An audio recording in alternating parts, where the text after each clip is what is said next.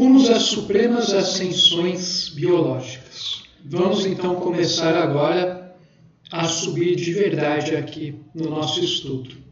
À medida que for passando nesses capítulos, se você estiver realmente sintonizado um pouco, se você já estiver vivenciando, se você já vivenciou coisas que eu descrevi, você vai sentir a coisa ir cada vez mais rápido. Esse capítulo vai, de certa maneira, começar a introduzir as questões que realmente interessam ao ser humano. Não que as outras não sejam importantes, mas o que vai ser falado a respeito das coisas tipicamente humanas, obviamente, são as que mais tocam as pessoas.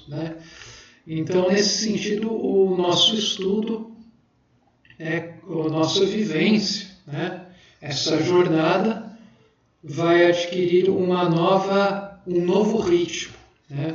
Você vai ter a evolução desse movimento evolutivo à medida que você vai indo da matéria ao espírito aqui nesse tratado.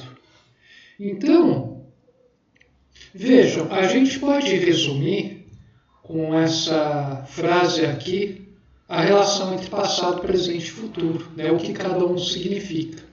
O passado é algo que a gente não pode alterar mais. Aconteceu uma coisa, não tem volta. Então está sedimentado, cravado na história, está congelado de certa forma.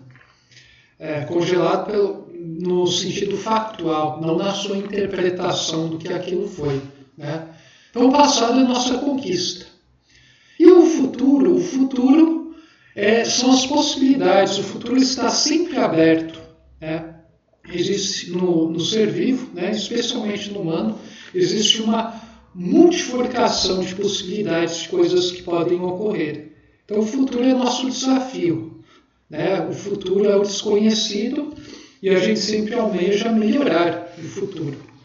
E onde a gente pode determinar as coisas que ficam cravadas no passado e vão se materializar no futuro é o presente. Daí a palavra presente.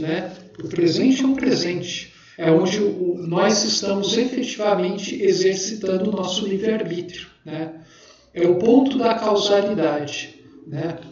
Ele não é nem passado nem futuro. É sempre no presente que a gente determina as coisas. Então a batalha sempre está a todo momento ocorrendo.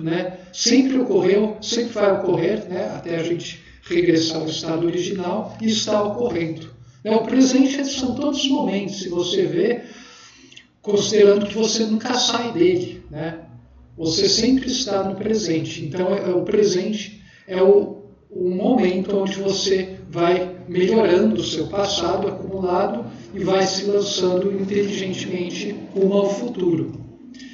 Então, essas são as três coisas. E daí a gente tem os 3 tipos biológicos que eu apresentei numa palestra, numa live no Flávio Vale, na forma de palestra, que exemplificam os 3 tipos que a gente tem, os 3 tipos evolutivos no ser humano, que o Bald trabalha muito em outros livros que ele escreveu depois da grande síntese. Então a gente tem um tipo forte, o tipo astuto e o tipo justo. O tipo forte e o astuto, todos eles, os dois, são fundamentalmente o que o Bald denomina de involuídos. Porque o astuto, que é o homem moderno, esse tipo aqui, bonitão, com óculos escuro, rico, que deve ter jantares bons, dormir com várias mulheres bonitas, ter muito dinheiro, vários carrões na garagem, ter muita influência, muitas medalhas no peito. Esse tipo aí é o tipo que é valorizado hoje em dia pela sociedade. Mesmo muitas pessoas que dizem não valorizar, achar que existem coisas mais fundas, na hora do vamos ver, elas demonstram que elas almejam ser desses tipos. E assim, isso aqui é só uma representação do tipo astuto. Existem as mais diferentes variações desse tipo astuto, né? Você tem o tipo astuto acadêmico, o filósofo, né? O teólogo, os caras da igreja importantes, os caras dos artísticos, né? Você tem em todos os meios possíveis, em todos os saberes, você encontra o tipo astuto, né? O tipo astuto não é algo de um determinado campo do saber, né?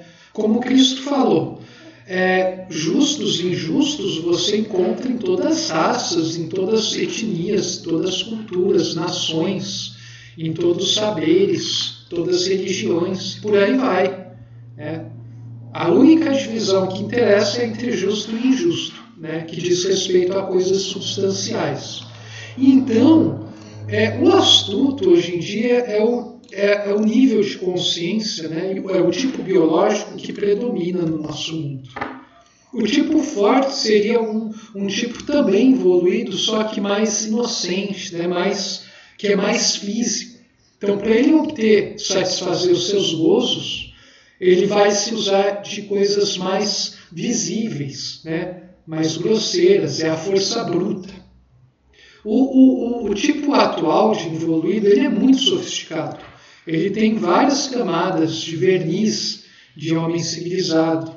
Ele comete a sua violência das formas mais sofisticadas que se imagina, né? Às vezes é tão sofisticada essa astúcia que dá áreas de que o cara realmente é uma pessoa, no fundo, espiritualizada, elevada, né? Mas, na verdade, não é. Né? Na verdade, não é. Mas é uma etapa intermediária entre o forte e o justo. Né? Mas tanto o forte e o astuto, os dois, eles possuem a mesma natureza, se a gente for ver lá na essência, no espírito, que é o que nos interessa aqui, certo? Agora, o tipo justo passou por uma revolução profunda no seu interior. Ele é completamente diferente desses outros dois tipos. Né? Ele é totalmente alinhado, né? Ou muito alinhado com as leis superiores. Para ele, o espírito fala mais forte que a matéria, enquanto nesses outros dois a matéria fala mais forte que o espírito, mesmo que para o astuto isso adquira uma sofisticação que dê áreas que confundam muitas pessoas. Então, assim, eu peguei isso aqui, né, da internet, aleatório, o Francisco, né, do lado direito, e o Aquiles do esquerdo, né, peguei de dois filmes, né, o Troia e o Irmão Sol e Irmã Lua. O astuto eu peguei aleatoriamente, né, de um bonitão aí da internet. Mas eu acho que assim, mesmo que esses tipos, né, o importante é o seguinte, esses três tipos não são só, né, existem 15 mil variações desses três tipos, gente, certo? Você, para ser um justo, uma pessoa espiritual, você não necessariamente deve ser um santo aos moldes que o cristianismo, né, pegou e ele difunde, né, não adquire apenas essa forma. Você tem os mais diversos gênios, né, poetas, artistas, músicos, né, compositores, escritores, cientistas, filósofos, místicos, heróis, grandes estadistas, às vezes pessoas comuns que fizeram coisas incríveis, né, em épocas críticas, por aí vai, podem ser enquadrados na categoria do justo. Né? O justo é um evoluído. Né? O santo exprime muito bem o que seja o justo, por isso eu coloquei a imagem do Francisco aqui, mas não está restrito, né? A mesma forma, eu já falei do astuto também, e o forte também. Existem várias formas de brutalidade, apesar de que a brutalidade é algo mais homogênea. Né? As variações não parecem tanto diferenciadas assim para nós, no nosso atual nível evolutivo. Então, isso é uma observação que eu coloco aqui, né? Porque a pessoa tende a olhar para essas 3 fotos e acreditar que o forte só vai ser desse estilo, né? O ogro, né? O bruto. O astuto vai ser um cara simbolizado por esse tipo e apenas, né? Você pode ter um cara de avental, né? Um médico, dono de chefe de departamento no hospital, né?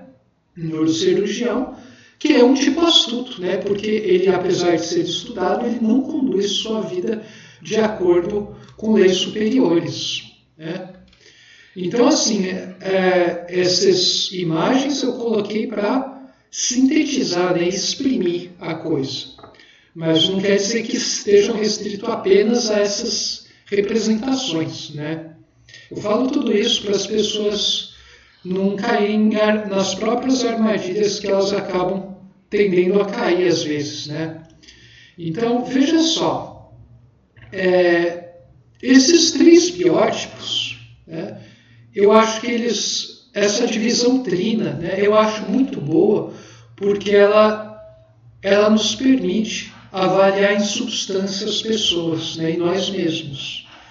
E assim, você pode fazer subclassificações, mas eu acho que essa divisão de forte, astuto e justo do Baude é uma divisão fantástica, que realmente capta a essência da coisa. Bom, estou falando sobre tudo isso porque isso tem muito a ver com coisas que a gente vai estar vendo mais para frente e também com o espírito desse capítulo. Na próxima exposição eu vou falar um pouco sobre o destino, nossa trajetória e a aceleração dessa trajetória. A gente se vê lá. Saudações.